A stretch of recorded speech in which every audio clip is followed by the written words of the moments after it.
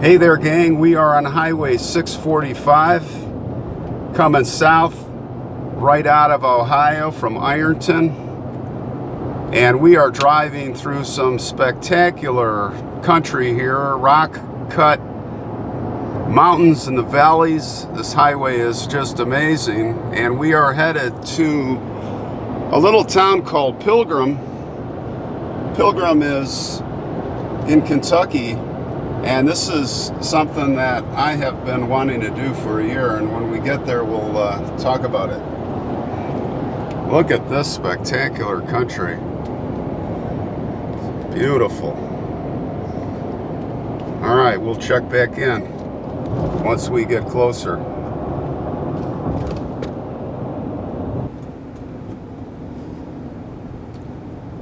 All right, gang, we are getting close to the cemetery. We were on South Wolf Creek Road, and now we're on Meat House Road, Meat House Creek Road, I believe it's called. And we're just going, there's no shoulders here. You've got to go really slow and be careful. And it's a little bit treacherous driving, but it's absolutely stunning and gorgeous. You can see the part of the road broke away there. You don't want to, you can't take your attention. Well, there's no cell service. I was going to say don't be messing with your cell phone around here. But there's been no signal for at least 5 miles. For me, I do have the GPS going, and it's still going. But now I'm thinking, how am I going to get out of here? My next stop's Chattanooga. I may have to do like the old days and ask directions. Okay, so let's see here. My navigation says it should be coming up here on the right, and there it is. And it is down this hill. Sorry about that. That is the family cemetery right here. So we'll get out and we'll have a look and see if we can find the young man's grave. I think it shouldn't be hard.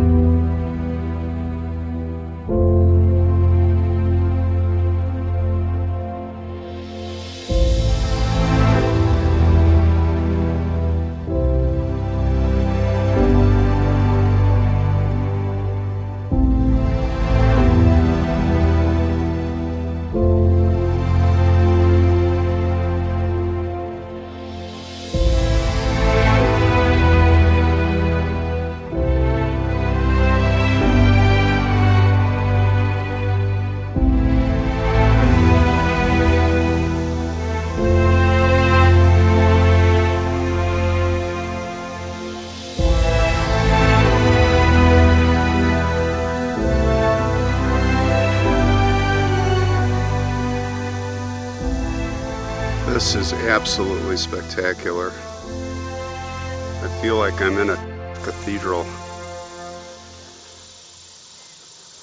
We are at the cemetery here, Thomas A. Muncy family. We finally got here.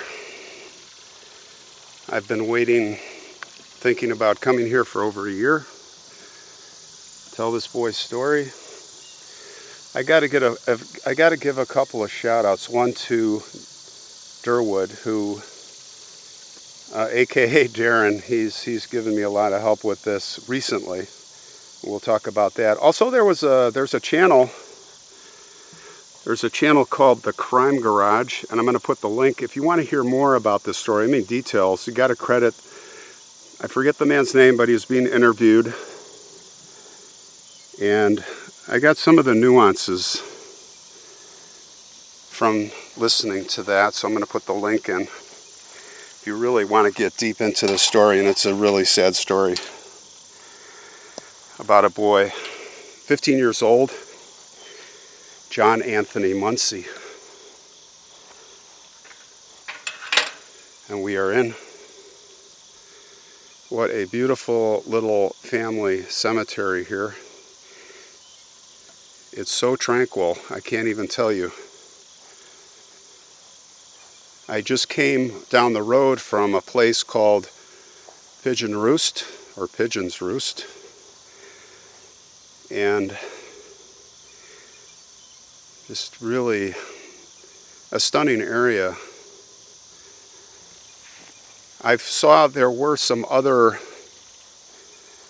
small plots fenced in, even for just one or two people. The families, you get out in the rural areas and it's very common. And many times, like the middle of the road grave we saw, I think it was Nancy Barnett, where one person is buried and then others follow. Although this may just be the Muncy family, I'm not sure. We'll take a quick tour and we'll end it. They call him Tony.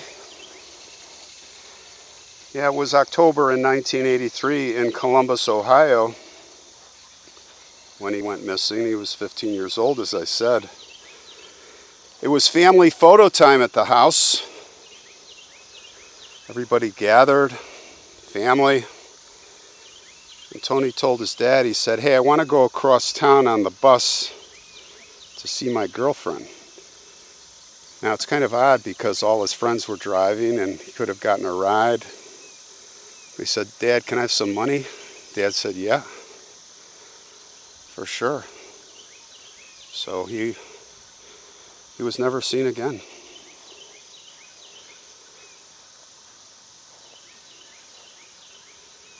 Tony was the type that would stay out late, stay over at a friend's house, so his parents weren't that concerned.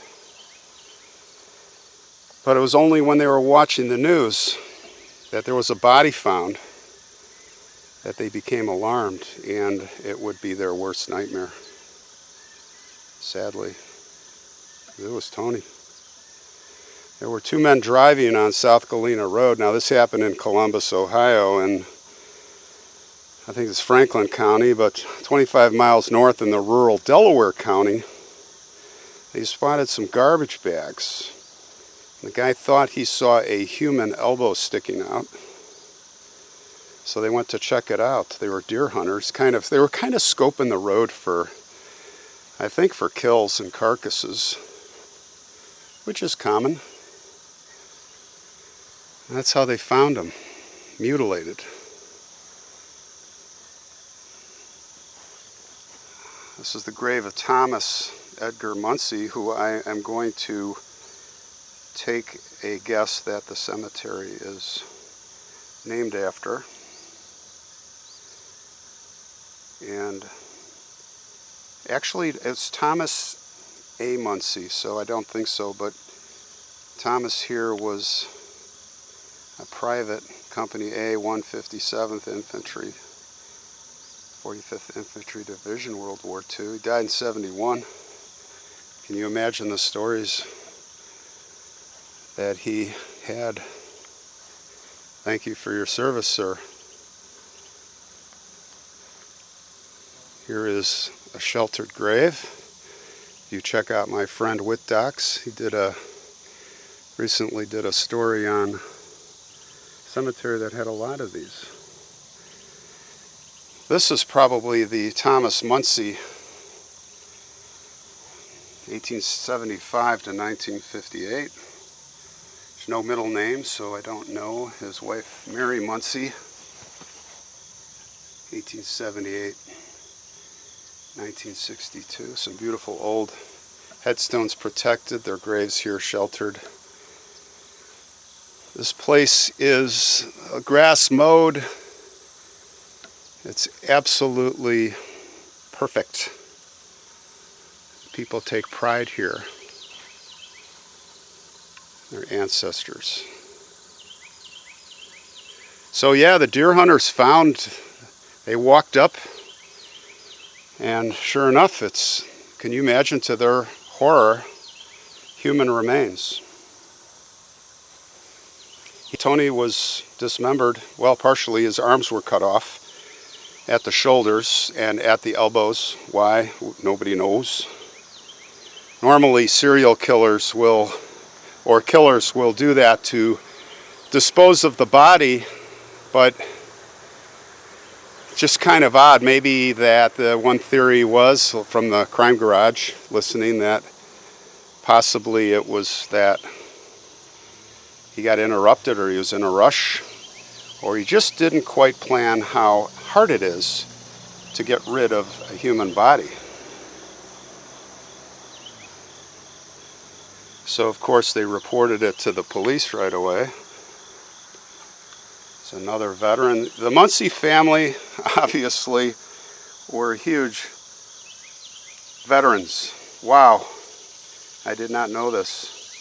Another World War II. Arthur passed in 96. Thank you, Arthur, for your service. Thank you, all the Muncys. You can't read that. Maybe we can see it on when we produce this. It was said that Tony was stabbed in the back, and that's how he died. This coward, whoever he was, we'll talk about that. Because I did find out, finally, who did it. Was a coward stabbing him in the back. And as oftentimes the coward cut himself, most probably, leaving his blood DNA. But you know, back in those days, they didn't have the science, but they saved the DNA, luckily.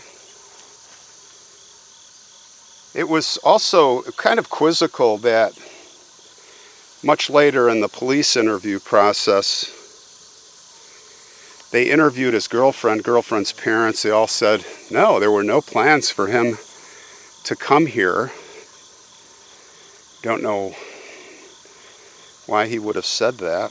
So somehow this killer must have lured Tony, must have lured him into his car, and can only imagine the horror that followed.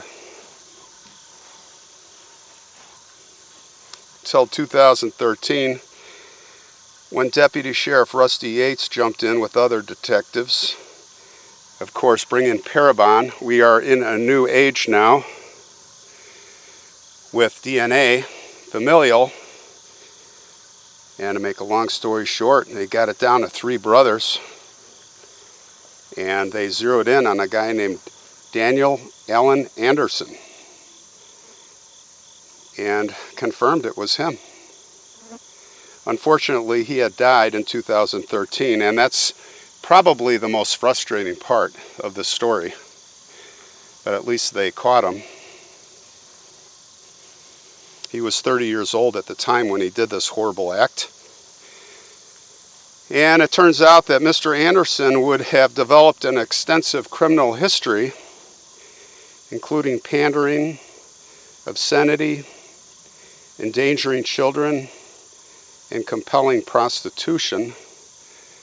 And of course we can add to that murder. He was a registered sex offender. So you talk about a piece of garbage. And this is where Durwood comes into play. He really came up with some pictures you're not going to see on any other channels or the news. But we'll talk about that in a little bit. Right here is young Anthony. Young Anthony's grave. John Anthony Muncy, Tony. 1967. And of course that October 1983. We love and miss you, it says.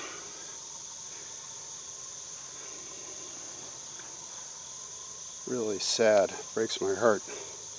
Come a long way to do this. Yeah, I'm so glad I did. I wanted to come here so bad.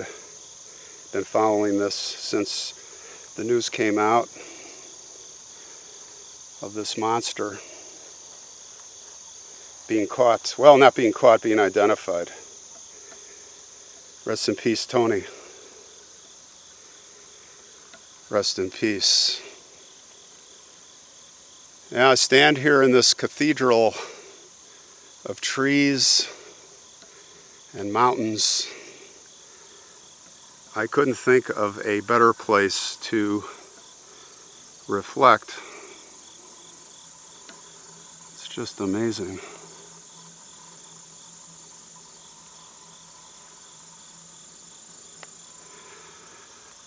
So let's finish the story here. And we can talk about some things we found. Darren found these pictures I'm going to show you of the culprit when he was in high school. And his nickname was Puddles. Puddles, that's right. Puddles was in the senior choir. Actually, he was assistant choir secretary, boys ensemble, mixed ensemble. So you could just imagine this monster spinning his web even in those days. Madrigal singers. And now I'm going to show you what he looked like before he died. Mugshots. There's the face of evil. And there's the face who tried to keep his secret, this evil secret. He couldn't keep the secret in the grave. Just a little final footnote to this story before we leave this beautiful place. When this story first came out, I was on Legacy. I went to Legacy. I was trying to, obviously, what did this killer look like? And there it was, and it had all the beautiful notes. That's what you do there.